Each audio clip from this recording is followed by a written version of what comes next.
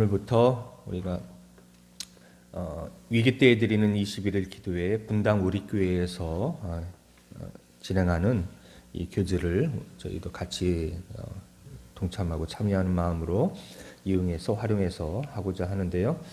21일 동안 느헤미야를 이 말씀을 여러분께서 묵상하시면서 나라와 교회를 위하여서, 가정을 위하여서, 직장을 위하여서 가슴에 품고 기도하시면 될 것 같습니다. 나눠드린 책자 5페이지에 보면은요, 말씀을 들으시고 집에 가셔서 오늘 날짜에 해당되는 내용들을 한번 쭉 보시고, 거기 이제 마지막 부분에 보시면 손으로 써내려가는 기도, 첫날은 손으로 써내려가는 기도가 있습니다. 그 빈 공란에, 푸른색 칸에 여러분이 짧게라도 한 줄이라도 여러분이 나라와 민족을 위해서 느헤미야의 마음으로 기도를 한 줄이라도 꼭 적으시고요.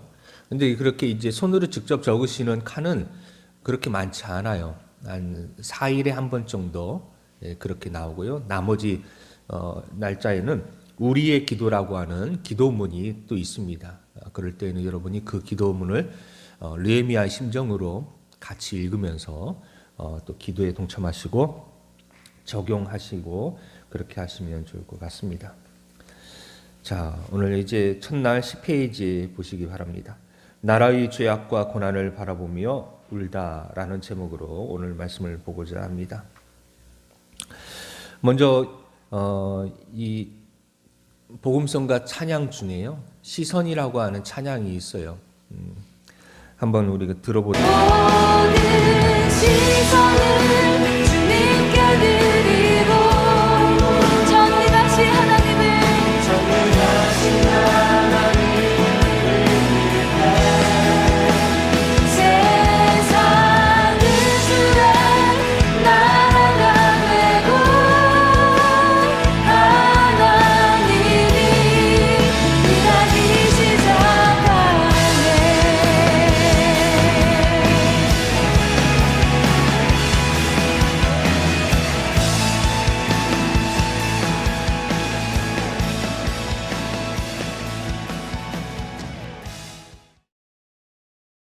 후렴 부분에 보면은 모든 시선을 주님께 드리고 살아계신 하나님을 느낄 때 내 삶은 주의 역사가 되고 하나님이 일하기 시작하네. 1절 후렴이고요. 2절 후렴에는 모든 시선을 주님께 드리고 전능하신 하나님을 느낄 때 세상은 주의 나라가 되고 하나님이 일하기 시작하네. 이렇게 나옵니다. 자, 세상이 주의 나라가 되고 내 삶 속에서 주의 역사가 일어나기 위해서 어떻게 해야 되는지 이 가사에서는 1절 첫 부분에 이렇게 나오고 있습니다. 바로 내게로부터 눈을 들어 무엇을 바라봅니까? 주님을 바라보기 시작할 때, 우리가 주님을 바라보기 시작할 때 주의 일을 보겠네 라고 그렇게 나와요. 하나님이 언제 일을 시작하실까요? 내가 주님을 바라볼 때 하나님이 일하기 시작하십니다. 나를 변화시켜 두려움이 언제 사라지게 하실까요? 주님을 바라볼 때입니다. 세상이 주의 나라가 되는 것은 언제입니까? 주님을 바라볼 때입니다. 내 삶이 주의 역사가 될 때는 언제일까요? 주님을 바라볼 때입니다. 누가요? 누가 주님을 볼 때입니까? 내가 주님을 볼 때입니다. 어떤 훌륭한 목사님이나 다른 누군가가 아니라 내가 주님을 볼 때 내 삶 속에서 주님이 역사하시는 겁니다. 우리 기독교의 하나님은 내가 직접 만나야 되는 하나님입니다. 다른 누가 나를 구원해 줄 수 있는 것이 결코 아니에요. 다른 누군가가 아니라 내가 주를 봐야 됩니다.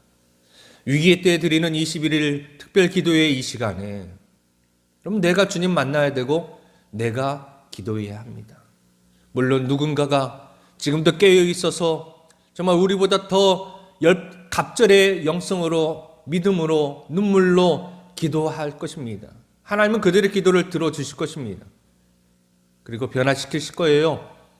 그러나 우리가 구경꾼이 아니라 주인공이 되어야 되겠습니다.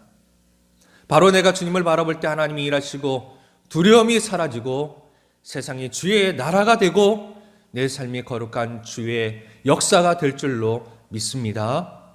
아멘. 솔로몬 이후로 이제 남유다와 이스라엘로 안타깝게도 나눠지게 되죠. 그리고 이들은 바벨론에 의해서 포로로 많은 젊은이와 귀족들이 잡혀가게 됩니다.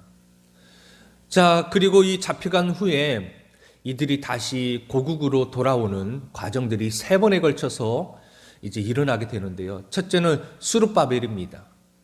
수룹바벨은 통해서 이제 성전 중심으로 이제 회복 운동이 일어나고요. 그 다음에 2차로는요, 에스라인데요. 이 에스라는 영적 부패, 타락을 말씀 운동으로 인하여서 다시 회복하는 운동이 일어납니다. 그리고 오늘 말씀인 느헤미야가 이제 3차인데요. 느헤미야는 아시다시피 무너진 이 예루살렘 성벽을 재건하는 일을 감당하게 되어집니다. 이 3차 귀환의 리더인 느헤미야의 모습을 통하여서 하나님의 은혜로 위기의 때를 극복하기를 주님의 이름으로 축원합니다. 느헤미야의 직업은 어떤 직업일까요? 어떤 일을 하는 사람이었죠? 지금으로 말하면 대통령, 경호실장 비슷한 지위를 갖는 그런 사람이라고 볼 수가 있습니다. 즉 왕 최측근에서 왕을 보필하는 그런 일을 하는 아주, 그래서 느헤미야는 부와 명예를 다 가진 사람입니다. 여러분, 왕 옆에서 왕을 보호하는 사람이라면 한가한 사람이 결코 아닙니다. 지금도 대통령 비서실에 있는 직원들은요, 지금 위기의 상황이 아닙니까? 눈코 뜰 새가 없는 것입니다. 자신의 개인적인 시간을 가질 수 있는 여유가 거의 전혀 없습니다. 한순간도 한눈을 팔 수 없고 딴 생각을 할 수 없는 사람입니다. 그런데요, 이런 느헤미야의 마음과 생각을 보니 이런 내용이 성경에 나오고 있습니다. 2절 말씀을 다 같이 한번 보도록 합시다. 2절 시작. 내 형제들 가운데 하나인 하나니가 두어 사람과 함께 유다에서 내게 이를 얻기로 내가 그 사로잡힘을 면하고 남아있는 유다와 예루살렘 사람들의 형편을 뭐 했다고요? 형편을 뭐 했다고요? 물은즉, 남아있는 유다와 예루살렘 사람들의 형편을 물은즉, 그의 관심은, 느헤미야의 관심은 이 남아있는 유다와 예루살렘 사람들의 형편에 마음을 쓰고 있습니다.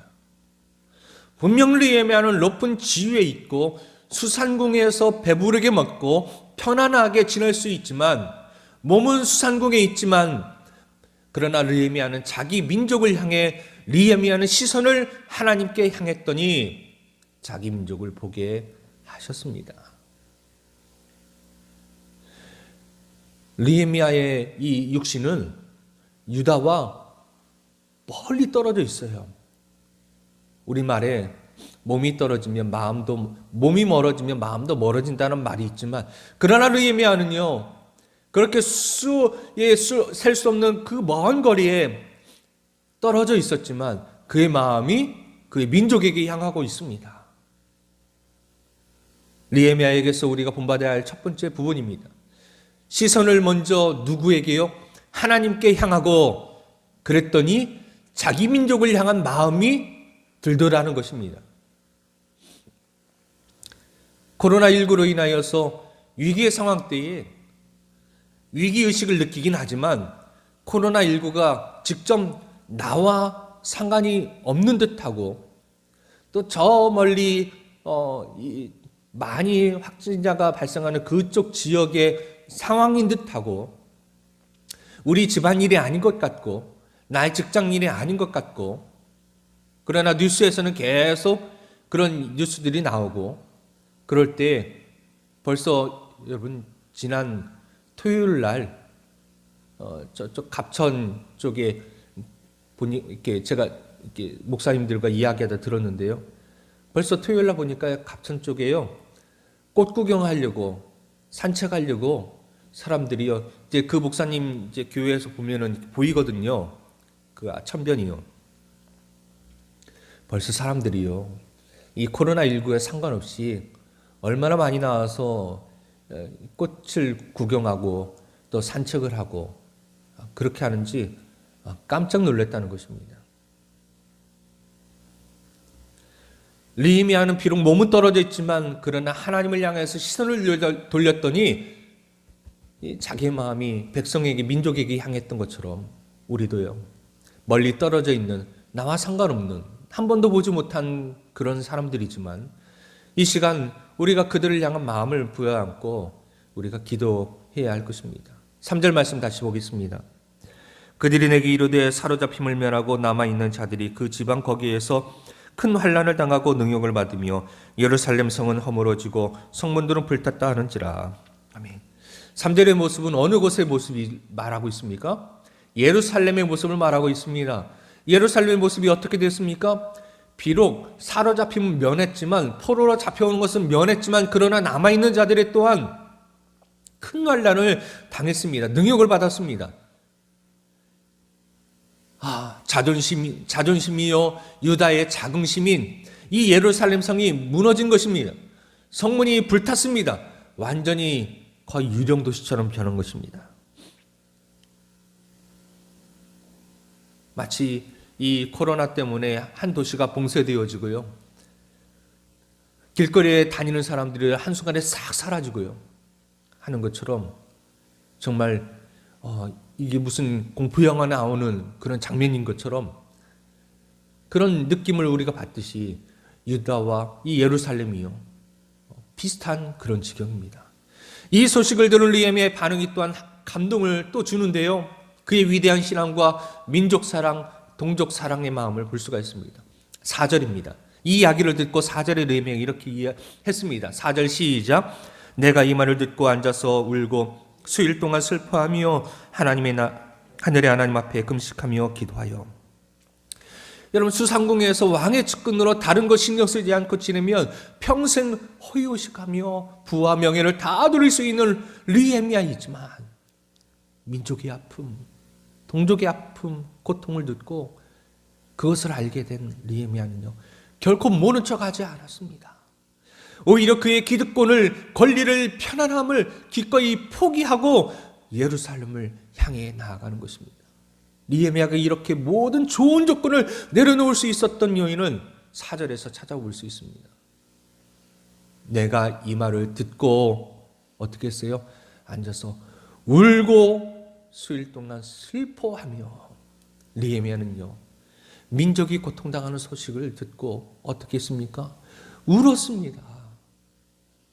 찔끔 그냥 운 것이 아니고요, 수일 동안 슬퍼하며 울었습니다.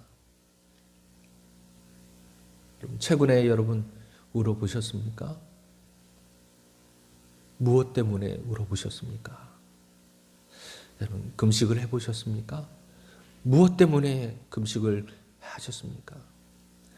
느헤미야는요 이 교재에도 나와 있지만 앤디 스탠린이라고 하는 분이 비저니어링이라고 하는 책 중에 그런 이제 내용을 썼는데요, 느헤미야는 걸핏하면 울고 슬퍼하는 나약한 사람이 결코 아닙니다.